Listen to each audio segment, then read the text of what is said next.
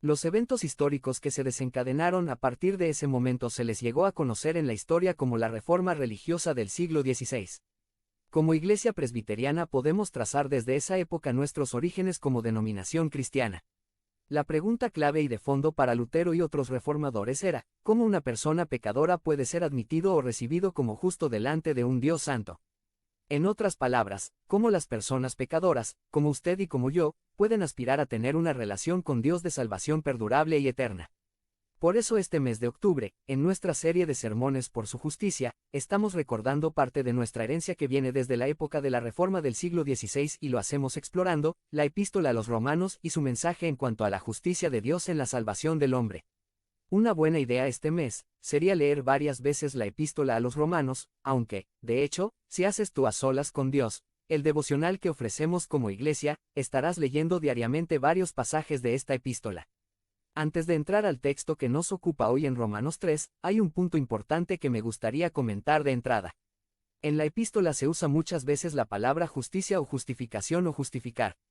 Al escuchar la palabra justicia y sus derivaciones quizá nos da la idea de algo relacionado con equidad o dar a alguien lo que merece, algo así como lo que es justo que reciba cada uno de acuerdo con su comportamiento y actitudes. Con la justicia de Dios tendemos a pensar en que Dios dará a cada quien lo que merece por su vida. Si bien, no podemos decir que el uso de esta palabra está totalmente desvinculado de ese sentido, es importante aclarar que el sentido más directo o enfático con el que se usa la palabra justicia en la epístola tiene que ver más bien con 3140. El sentido de rectitud. Justicia, en Romanos, es, más bien, rectitud. El justo es recto. Justicia es llegar a la medida de rectitud establecida o requerida por Dios. Es completar el estándar de la rectitud requerida por Dios. En los parques temáticos donde hay atracciones mecánicas, del tipo montañas rusas, etc., antes de poder ingresar al juego mecánico, hay una especie de regla o medida para que corrobores que tienes la estatura mínima para poder participar en el juego. Entonces, ves a las personas comparándose con la regla, estándar o medida para ver si llegan a la medida, para ver si son aptas o no para ser aceptadas a participar en el juego mecánico. Haciendo una analogía, algo así podríamos pensar que es la justicia o rectitud en Romanos. La pregunta es: ¿llenas o no llenas la medida para participar? ¿Cómo puedes llenar la medida o el estándar de la rectitud o justicia que Dios requiere para poder ser aceptado en su reino? Recordando también que todo aquel que no llega a la medida, aquel que no tiene la rectitud requerida, recibirá la condenación. Entonces, esta aclaración es importante porque la palabra justicia se repetirá muchas veces en la epístola. Entonces, cuando la escuches o leas, piensa primeramente en rectitud o la medida de rectitud requerida para ser acepto delante de Dios.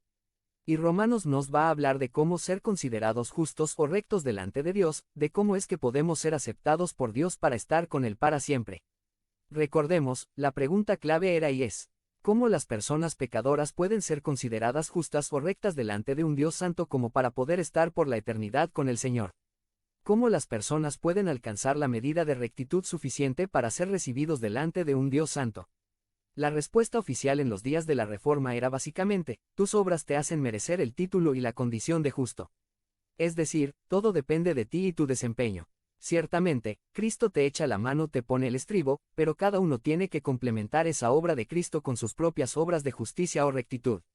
Quizá esto no es muy distinto en el pensamiento popular hoy día. Ronda la idea de que si queremos ir al cielo tenemos que ganarlo con esfuerzo y con medios humanos. Los que tenemos más de medio siglo de vida nos acordamos de la canción. ¿Por qué se fue? ¿Por qué murió? ¿Por qué el Señor